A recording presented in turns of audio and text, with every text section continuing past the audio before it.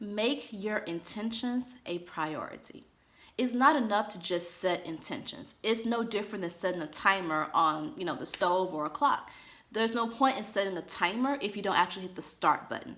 And that's where a lot of us mess up. We get into this place of setting intentions and setting goals, but that's all we do. We just set them and we don't work them. We don't work them in a way that's systematic and methodical that would allow us to achieve the goal or to accomplish the set intentions. So how do you do this? How do you move beyond setting intentions? How do you get to a place of making them a priority and achieving those intentions? The first thing you have to do, which is really simple, is make a decision. Decide right here, right now, that every intention that you have set is important. Because when something is important, it takes an act of God to get you to move away from that importance. Just like if you are a mother, you have children, right? Your children are important. It'll take literally an act of God, the Holy Spirit, Jesus, Buddha, and everybody else to get you to make your children unimportant, which will probably never happen, even if they all came down and sat on your lap. There's nothing that's gonna move you away from the fact that your children are important. So now you have to set that same type of importance to your goals, to your intentions, and decide that your intentions are important, and it will take an act of God to get you to move away or reclassify them as unimportant. That's the first thing. The second thing is, get a clear understanding of what you're going to gain when you accomplish these goals, when you accomplish your intentions. So let's say, for example, you set an intention today that today is going to be a productive day, that you are going to have 3 meetings with your clients, with your 3 different clients today. What's the point of those intentions if you don't really understand what you're going to gain from accomplishing those intentions? So what you're going to gain from accomplishing those intentions is satisfied customers, a sense of accomplishments, a signed contract, and better relationships. That's what you're going to gain. And then you ask yourself, why are those things important to me? Well, it's important to have a signed contract because it's how you get paid. It's important to have good relationships with your customers because that's how you're going to consistently create income. It's important to have those positive relationships because based on those positive relationships, you'll get recommendations that'll help your business or your company to grow and expand. It helps your reputation. That's why it's important. That's why this becomes a priority for you. So you set your intention, you decide that it's important, and then you get clear on what you have to gain by accomplishing those intentions. The third thing is plan the how. Plan the plan. How are you going to accomplish and achieve and fulfill your intentions and your goal? And the first place you start is asking for divine guidance. Ask God to reveal to you what steps you need to take in order to fulfill that intention. So you set an intention of having 3 meetings with your 3 different clients. How do you need to accomplish that? Well, the first thing is set up the meeting.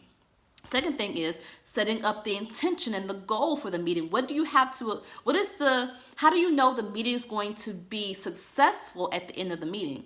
Because especially if you're in corporate America, you know that we are good for having meetings to talk about having meetings, or having meetings that could have been an email, or having meetings that you leave that meeting and you're like, what did I just accomplish in this hour I spent in this room with 12 people? So you want to create the plan and ask for divine guidance and start doing the step-by-step of what needs to happen throughout the day today in order to achieve and accomplish your plan and your intentions. So that's the third thing. The fourth thing is looking at your obstacles. What could prevent you from following the plan?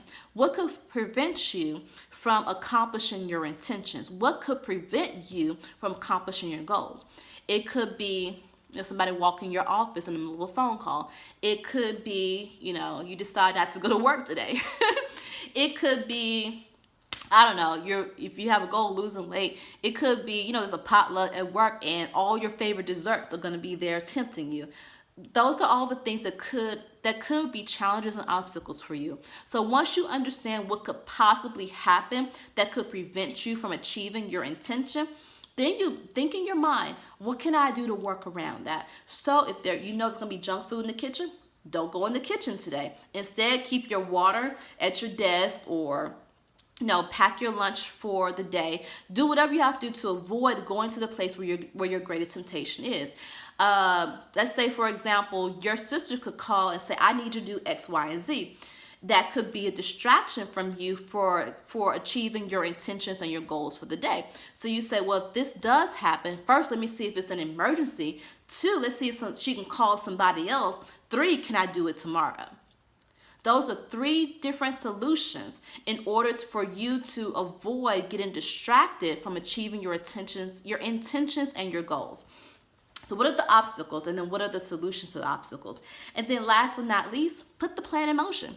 Do it. You got the plan, put it in motion. Do the first step within 5 or 10 minutes of you setting your intention, of you going through these 5 steps here, so that you can start the momentum immediately. So those are the things you need to do in order to make your intentions a priority. Because again, it's not enough to just set the intentions. You have to make them a priority. You have to follow through. So again, the first thing you must do is decide that it's important. Number 2, you must be clear on what you have to gain by accomplishing those intentions. Number 3, plan the how. Number 4, identify the obstacles and the solutions. And then number 5, work the plan.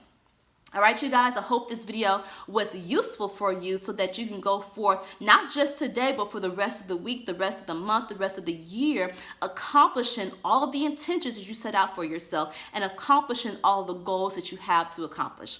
If you have any questions or comments about anything I said here today, leave a comment below or send me a DM. If you want to know more about who I am and what I do, you can click the link in my bio or go to my website, sharikamatthews.com. All right, you guys, I'll talk to you soon. Bye-bye.